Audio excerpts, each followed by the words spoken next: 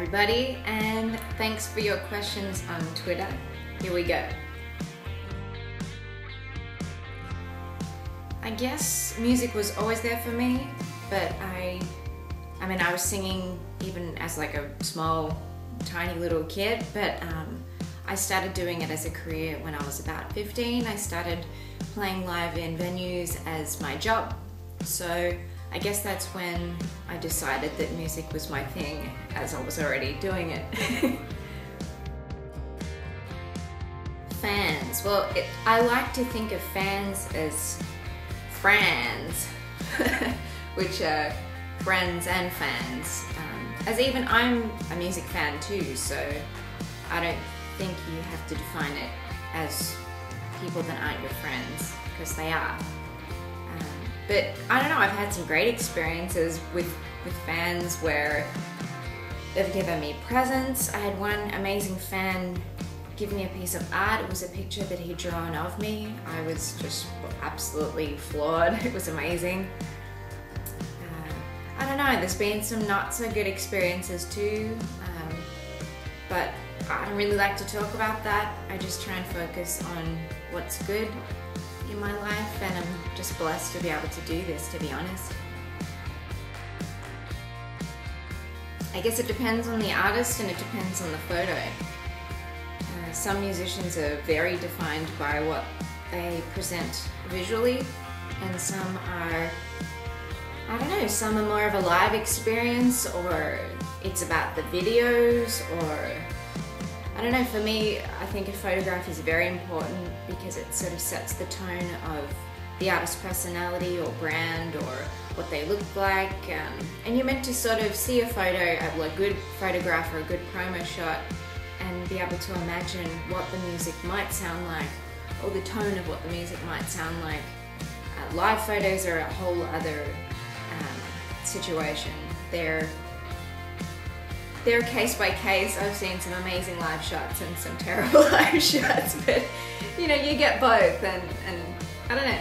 It's definitely up to the artist for what they want to represent, to what the photograph should be, but they're important.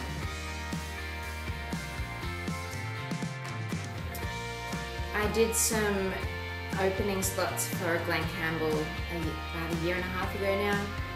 Those were by far the best gigs I've done, purely because I got to see Glenn Campbell every night do his thing, and he's still amazing.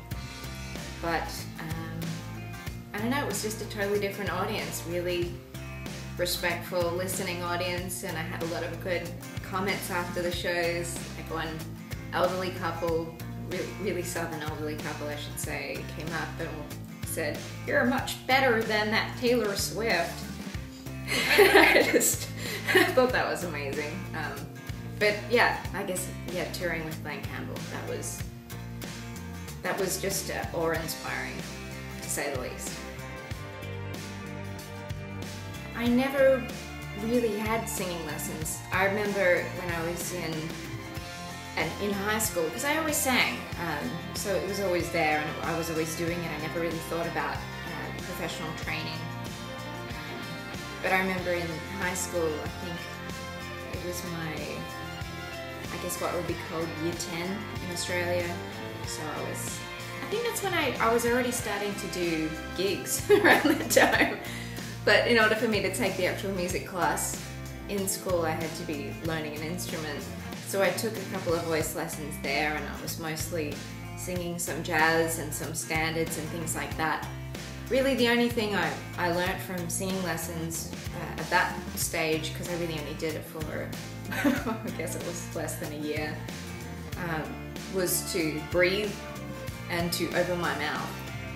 So I don't know, the rest is self-taught, the good and the bad.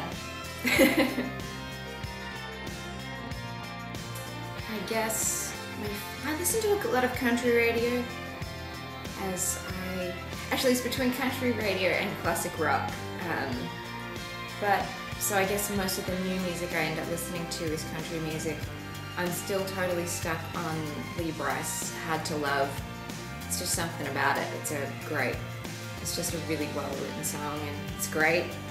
So that's it. Thanks very much for watching, and I'm sure I'm going to do this again soon because this was fun. Bye!